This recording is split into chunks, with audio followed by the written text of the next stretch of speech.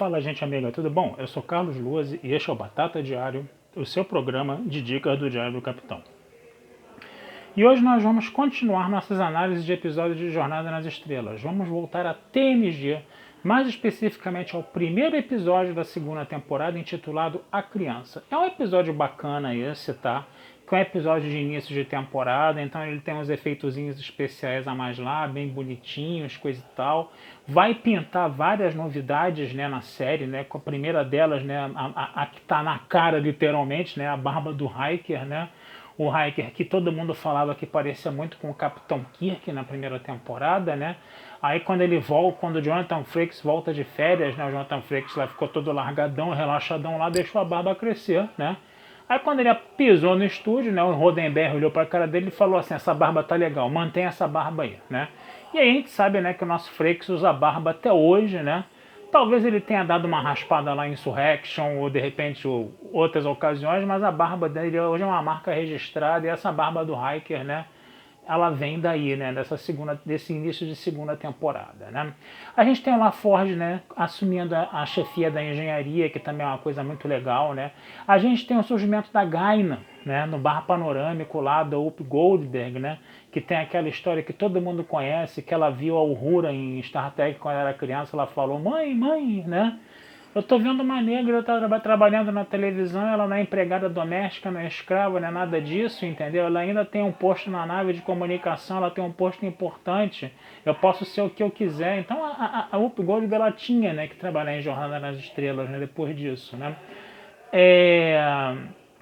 E a gente também tem, né, aí já foi uma novidade mais ou menos, né, que foi o surgimento da doutora Pulaski, né?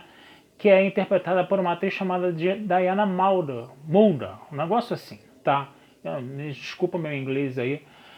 E aí ela fez vários episódios de TOS, né? Que o pessoal, né, o Maurice Roller, um dos produtores e roteiristas da série, mandou a Gates McFadden embora, né, a Doutora Crusher, né? Porque não achou que ela não tinha química, né?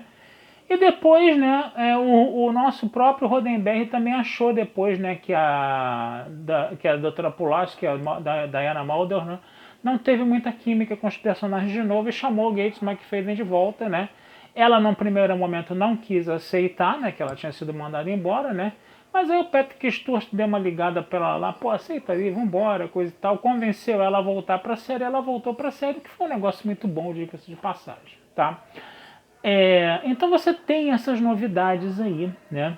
Nessa temporada aí, no caso, né? Nessa segunda temporada aí, nesse início de segunda temporada. Mas o plot é sobre quem? O plot é mais em cima da construção da Troi, né? A Troi vai ficar grávida, vejam bem isso, né? E como vai ser isso? A Enterprise lá, depois que recebe a doutora Pulaski, né? Ela precisa ir para um planeta, coisa e tal, né, que tem uma doença terrível, eles precisam pegar amostras das bactérias, dos micróbios dessa doença, para levar para uma estação espacial, né, para poder se desenvolver uma vacina, né. Um tema nada atual, né, quer dizer, né. E aí o que acontece? O que acontece? Uma coisinha brilhante, né, vinda do espaço assim, entra na Enterprise, né, o Data vê uma flutuação de energia lá, depois a flutuação de energia some, a coisinha fica viajando pelos corredores da nave, ninguém vê a coisinha, e a coisinha entra, né, nos aposentos, né, da nossa Diana Troi, né, entra debaixo do cobertor dela que ela está dormindo, né, aí vai andando lá por debaixo da coberta, a Diana Troi dá umas gemidas lá, né, estranho isso, né, e fica por isso, né. E aí o Picard tá, né, pô, essa doutora Pulaski não aparece não, né, não se apresentou ainda, coisa e tal. Onde é que tá a doutora Pulaski, o computador? Ela tá lá no bar panorâmico. Ele, pô, mal chegou, já tá lá no bar panorâmico, nem se apresentou, coisa e tal. Eu vou lá falar com ela, né. E quando ele chega, né, ao bar panorâmico, né, ele pede pra Guinan mostrar onde tá, né, a nossa doutora Pulaski, né, a Guinan só faz assim, ó, tá ali, ó, né. E aí, né, tá lá a doutora Pulaski sentada com a Troi, né. E ela fala assim, capitão, acho melhor o senhor escutar isso aqui. Aí, né, a gente não vê o que foi falado, né. Aí o Picard faz uma reunião com todos os oficiais sêniores para anunciar que a Troi tá grávida, né. O Riker já, né, pô, que isso, né, quem é que comeu a mulher que eu quero pegar? Ficou aquele negócio, né. E a Troi lá toda assim, né, sem graça, né. E aí ficou aquele negócio, mas como é que foi isso, não sei o que, coisa e tal. Ela estava dormindo, como é que fala? Eu senti uma presença e ficou por isso mesmo, né? Só que a doutora Pulaski chegou e falou o seguinte, ó, isso daí aconteceu há algumas horas. Esse neném aqui já é neném de 4, 5, 6 meses já. Então, quer dizer, a criança estava se desenvolvendo muito rápido, né? E aí começou toda uma discussão. O que fazer com o neném? Aí o Worf, né, como chefe de segurança, tem que abortar, né? Tem que abortar, que ele pode ser uma ameaça para a nave. Aí o Data, não, tem que deixar nascer porque ele tem que ser usado para observações científicas, coisa e tal. E o Riker, né? Não, mas tem que ver o que vai acontecer com a Troy, coisa e tal. Ninguém perguntou para Troy o que ela achou que devia fazer. Quer dizer, todo mundo lá, um monte de homem lá, né? Bem característico isso, um monte de homem lá querendo decidir sobre o corpo da mulher e não perguntando nem para a mulher o que ela achava, né? Como a nossa Troy estava muito ainda abalada e meio aérea lá com essa notícia dessa gravidez completamente inusitada, né? Ela aos poucos ela foi caindo em si e ela foi escutando que estava todo mundo ali falando dela, decidindo a vida dela, sem perguntar para ela o que ela queria. Ela chegou e falou assim, ó, capitão, o negócio é o seguinte, você pode fazer o que quiser, né, para garantir a segurança da nave e a segurança da tripulação, mas eu vou ter esse neném aí. Aí foi maneiro, é o Picard, então tá decidido e acabou a reunião, entendeu? Então foi maneiro isso foi muito legal, né? Porque isso mostra, isso é uma coisa mesmo que acontece, né? A sociedade acha que tem o direito sobre o corpo das mulheres e que pode decidir pelas mulheres sem perguntar para as mulheres o que elas acham, né? Então isso foi muito bacana nesse episódio, né? Episódio que está lá em 1988, né? Um tema atual até hoje, né? O que vai acontecer, né? O neném vai nascer, né? Vai ser um parto bem, como é que fala? Ela não vai sentir dor nenhuma, né? O Data vai estar ali, né? Por um acaso ele cruza, né, com a, no bom sentido, obviamente, ele cruza com a Deanna Troi no corredor, que já está em trabalho de parto, né? Aí ele leva ela para a enfermaria, né? Ele vai fazer as vezes do pai, ele vê o parto, ele fica lá segurando a mão da Troy, fica lá do lado da Troy, acompanhando a Troy como se fosse o pai da criança, entre aspas, né? E ele vê, né, a criança nascendo, ele fica com uma cara maravilhada, ele agradece. Foi a experiência mais fascinante que eu já tive, não sei o que, obrigado, conselheira, coisa e tal, né? Essa parte foi muito bacana, foi o ponto alto, né, do episódio, né? A Troy chorando com a criança, né? Vêm os seguranças na nave por ordem do capitão, liderados pelo Worf, a doutora Pulaski, todo mundo pra fora, não quero saber de ninguém aqui, vocês ficam tudo aí fora, né? Vocês só podem entrar aqui depois que o neném nascer. O Riker aparece escondido lá, todo preocupado. Esse episódio dá um dó do Riker desgraçado. Por quê? Porque o Riker já teve, né, uma parada, já rolou um lance entre o Riker e a Troy, né? Só que não tá rolando mais, mas o Riker ainda fica ali, né? Todo preocupado com a Troy, mas ele não pode ter essa aproximação que ele queria ter, porque ele não tem mais essa intimidade com a Troy, né? Então ele fica ali só assim, né? Olhando a distância com aquela cara de bezerro desmamado, né? Coisa e tal, né? Então foi uma coisa bacana também. Então o parto foi, né? Foi um mega espetáculo com uma baita de uma audiência ali no caso, né? Só que o detalhe é o seguinte, né? A Pulaski falou, olha, Picard, eu estou muito preocupado com esse nascimento aí, os betazoides eles fazem a gestação em 10 meses, a gestação dela foi praticamente um dia e pouco, você olha para o corpo dela, ela nem parece que teve um filho, entendeu? Aí o Picard, tá, então vamos lá conversar com a Troy para ver o que está acontecendo. Quando o Picard chega, né, a criança já está com com a aparência de 4 anos de idade já. E aí o nome dele é Ian, né? O Picard começa a conversar com o Ian, coisa e tal, né? E o próprio Ian chega e fala assim, Picard, olha só, relaxa, tá? Não tá acontecendo nada demais não, fica tranquilo aí. Picard olha assim, né?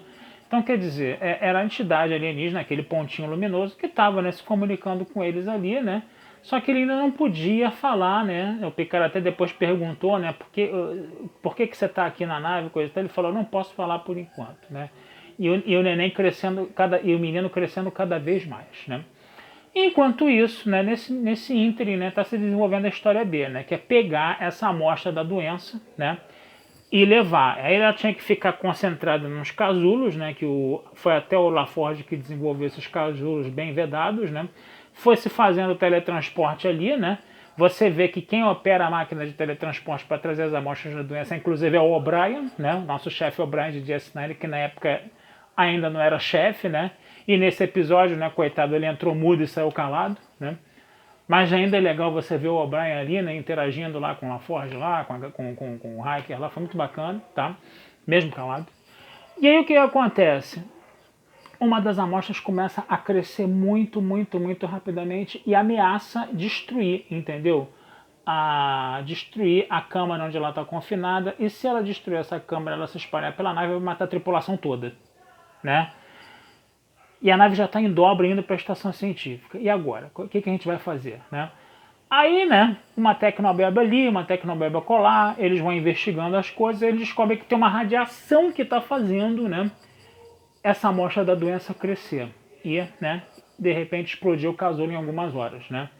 Só que essa radiação não existia antes. Por que ela existe agora? Por causa do nosso Ian, o filho da Troy, que é o bichinho lá, né, que acabou gerando a Troy, né, no caso, né, gerando o filho da Troy, né, no caso, né, que é essa criaturinha luminosa, né. Aí o que acontece? Aí ele percebe, né, que ele fica sabendo, né, que ele escuta, né, que as pessoas estão achando que ele é uma ameaça para a nave, coisa e tal, né? E ele, como é uma entidade, vamos dizer assim, poderosa, né? Ele consegue perceber, né, que a presença dele está prejudicando a nave, está colocando a nave em risco. E aí o que ele faz? Ele morre na frente da Troy, praticamente, né? Morre, entendeu? A Troy, quando fica desesperada, ela chama a Pulaski ainda para tentar reanimar, mas o menino morre. Aí o menino vira o pontinho luminoso, vai para a mão dela, né? Aí a Troy, como é sensitiva, né, consegue se comunicar com esse pontinho luminoso e fala: olha, ele é uma forma de energia que veio aqui, não queria fazer mal para ninguém, mas queria estudar, né? A gente, né, no caso, né? E a melhor forma de estudar a gente foi fazer o quê? Foi fazer um processo, né, de nascimento, crescimento, né, e morte, né? E aí ele acabou sendo meu filho, entendeu? Ele agradeceu muito pela experiência, entendeu? Eu disse que eu vou sentir saudade e ficou nisso. Quando ele desapareceu, a radiação desapareceu porque ele era a fonte de radiação e o, é, a doença acabou não se espalhando pela nave. O Picard consegue levar isso para o planeta, né? E perdão, para a estação espacial, e entrega nessa carga para eles poderem estudar lá. O episódio também teve um desenvolvimento com a Ashley Crusher, né? Porque o que acontece? Quando a nossa Gates McFadden deixou de ser, né, a Doutora Crusher, saiu da série, né? Qual foi a saída que se deu para isso, né? Ela virou, né, a chefe dos médicos, né, da frota estelar, né, no caso, né? E aí, né, o nosso Wesley Crusher tinha que sair da nave também, porque ele tinha que estudar, coisa e tal, bababá, né? E aí o Wesley Crusher estava todo deprimido lá no barco panorâmico, né? A Guinan puxou uma conversa com ele, coisa e tal, ele não estava muito afim de papo, né? Até que chegou aquele papo assim: você faz as coisas que você gosta ou você faz as coisas que agradam os outros? Ele falou: eu faço as coisas que agradam os outros, que a gente tem que agradar as pessoas que a gente ama, né? Mas aí a Gaina chegou e falou assim: só que tem hora que a gente tem que pensar um pouco mais na gente mesmo, tem que dar valor mais para as nossas escolhas. Tem horas para você agradar os outros e tem hora que você tem que ser um pouco mais egoísta, sabe? No bom sentido da palavra, você tem que realmente se afirmar as suas vontades perante os outros, coisa e tal. E o episódio vai terminar justamente com Wesley, né, falando com o Picard que quer continuar na nave, né?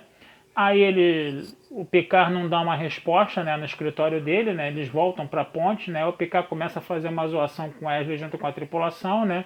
Mas essa zoação era para dizer que o Wesley vai ser aceito na tripulação e que vai continuar, e o episódio termina assim. Então é um episódio bacana, tá? Eu gostei bastante desse episódio, teve essas inovações aí de início de temporada, entendeu? Teve essa experiência, né, da Troy sendo mãe, né? Essa coisa do Data aí, ter essa experiência grande, né, como pai, entendeu? Então foi um episódio muito bacana, eu confesso a vocês que eu gostei desse episódio, foi um bom início de segunda temporada, né, para a TNG, né, que havia sido muito criticado, né, na primeira temporada. A gente tem um começo aí bem interessante, tá certo, gente? Vida longa e próspera, eu vou ficando por aqui, tá? Esse texto vai estar lá na Batata Espacial, como todos os outros textos e vídeos que eu faço aqui, tá? E não deixem de curtir, compartilhar e comentar o Diário do Capitão nas redes sociais, se inscrever no canal, tocar o sininho lá para saber das notificações, tá? Que essa ajuda de vocês sempre nos é muito bem-vinda, tá certo? Um abração, fui e até a próxima.